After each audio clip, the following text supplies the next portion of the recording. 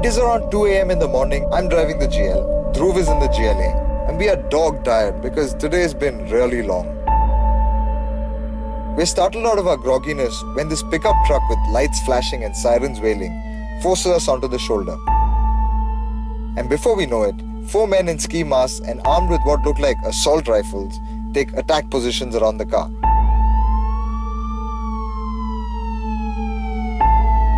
Luckily, these guys asked us questions before shooting. They told us it would be dangerous at night, that we shouldn't leave the safety of the highways. But hey, we never once came remotely close to feeling threatened.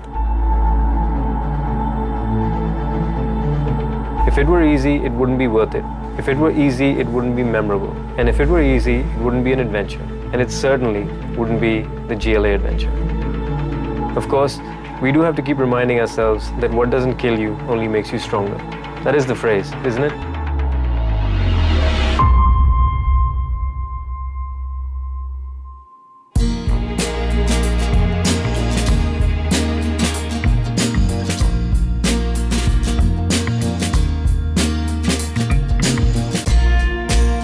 I could be anywhere on earth, but this could be Fort Cochin because that's where I grew up and there are lots of cafes like this. But this museum cafe in San Cristobal de las Casas in the Chiapas state of Mexico, it's known for its coffee and that's what we come here for. I've come from 900 kilometers of driving and about 4 hours of sleep, so I really need a cup of coffee. They've got me 2 kinds of coffee. One is a medium roast, one is a strong roast. I'm going to see which one wakes me up better. That's the test. When you think of Mexico, the first things that come to mind are sombreros, mariachi bands, tequila, and tacos. Needless to say, there's a lot more to Mexican culture than these cliches. 400 kilometers to cover, all in the hills, and a border crossing to contend with as well. Couldn't really leave San Cristobal without trying some of its famous coffee.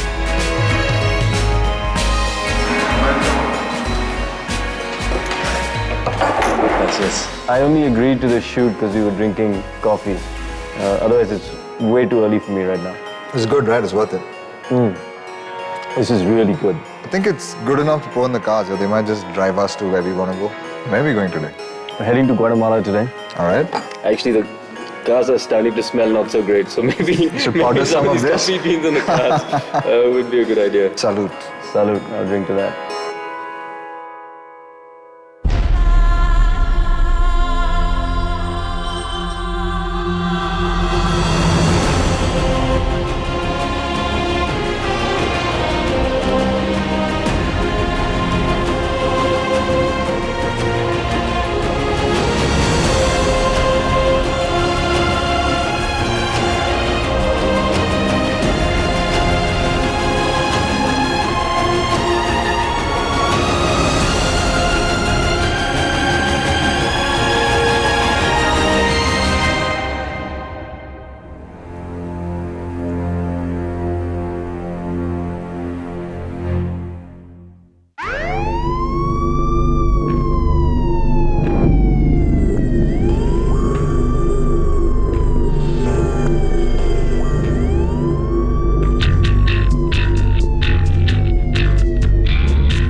Departments of Chihuahua and Chiapas states provided us with security through some parts of our journey, essentially to ensure that our rather conspicuous machines didn't attract any untoward attention.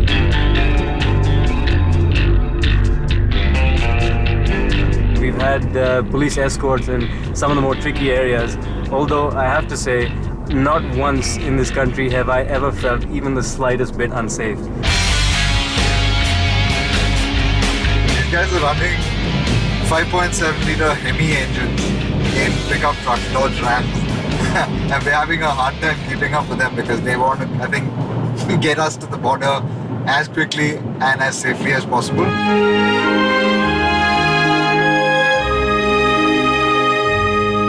The police that we've had and that we've encountered and that we've met with have been the absolute friendliest in the world. We got stopped in Luxembourg where they wanted to check the cars out. We got stopped in the US, of course, when we were taking pictures outside of Fort Riley. And of course, the authorities have always been very cordial. In this case, they've been incredibly warm, incredibly friendly. So we're almost at the Guatemalan border and we can't leave without saying gracias, senor. to these gentlemen because they have been absolutely incredible. We have powered through Mexico thanks to them. We've had a hard time keeping up. Keeping up, actually. 5.7 liter Hemi in that truck. 5.7 liter Hemi in that truck. So, gracias, senor. Thank you so much.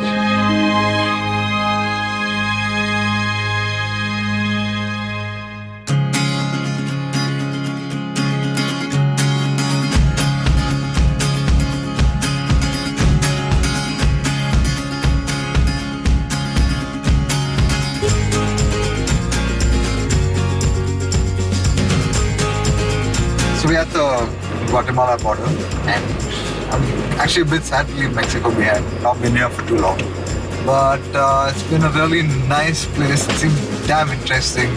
The colors, people, the roads, the sky. I'm going to come back here for sure.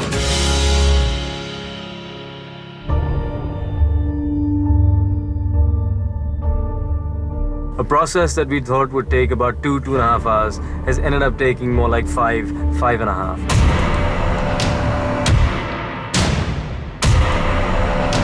If you ever want to do this yourself, keep in mind you're going to need a hell of a lot of documentation.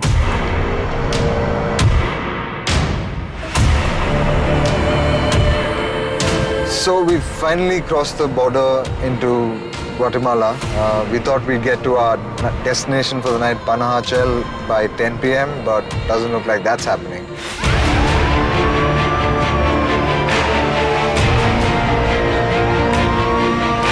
Tourist police on this side of the border is being as helpful as they were in Mexico. He's got his lights flashing. We've just passed a row of cars in a town just across the border, and it looks like we'll finally make it to our destination at some point tonight.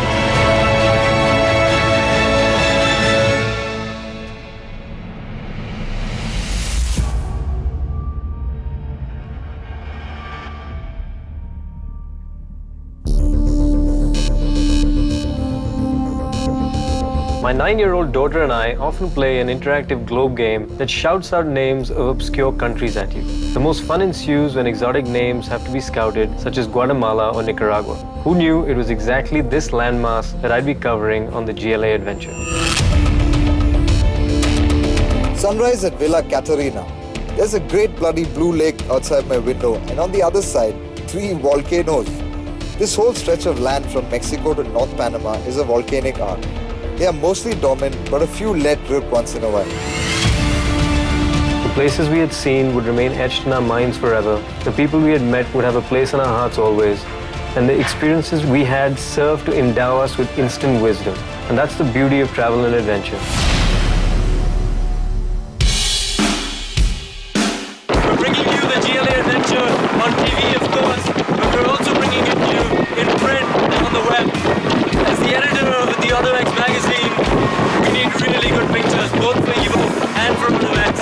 So, this is one of the perils of the job. The whole place is charming and beautiful, and again, we have to cross over another country into Honduras today. Along the way, a bunch of BMW GS bikes overtake us. They wave and we wave back. Overlanders on the road, what a feeling. And they look so free. I want to go with them.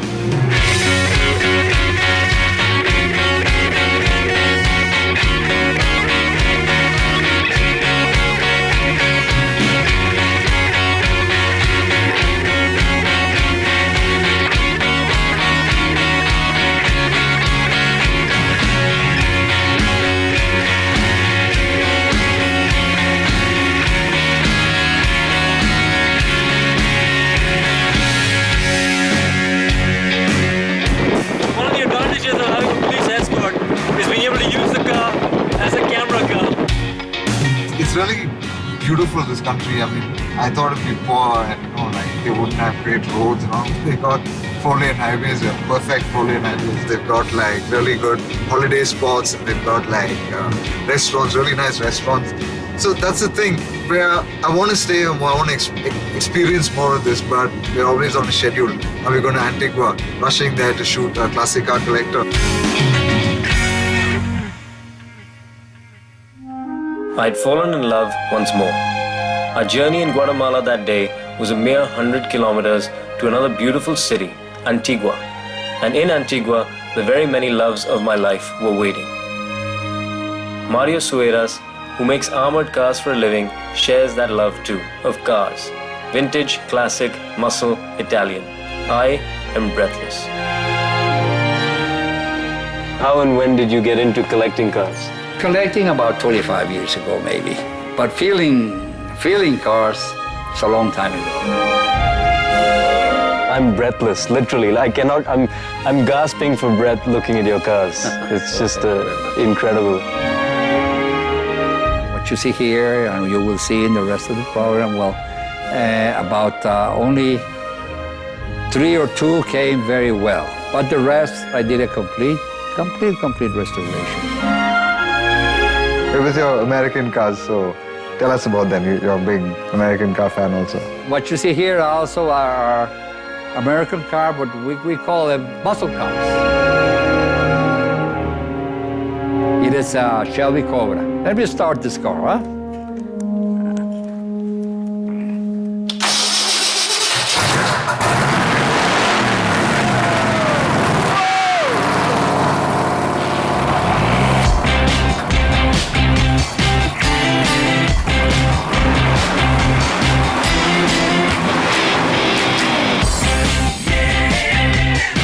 Told you that I'm having a hard time breathing.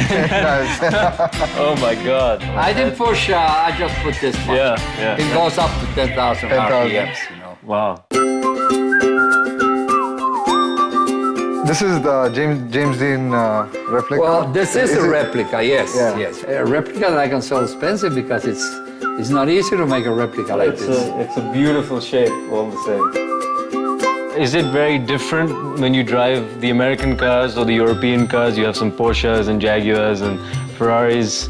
Well, they're all different, you know. They're all different, but one thing that's very different from American cars and German cars or British cars is the sound of the melody that you feel in a car that's Italian.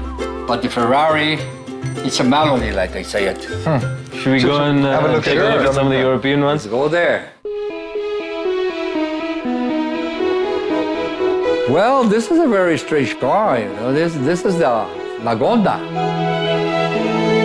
Now, one of the cars that have more story here, there's 2, is this car. This is a 1929 Packard, and everything is original.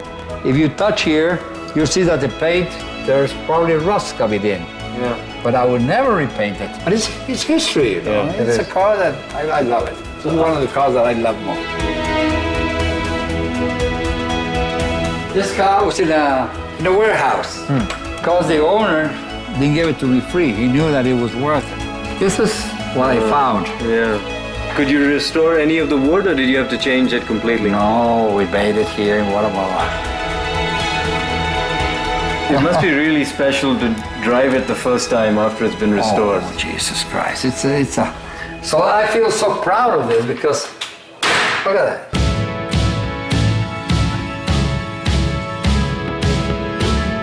You're really a caretaker of automotive history because to see all of these different types of cars in one place and to see them in such incredible condition, I mean, it's like a museum, but it's a rolling museum.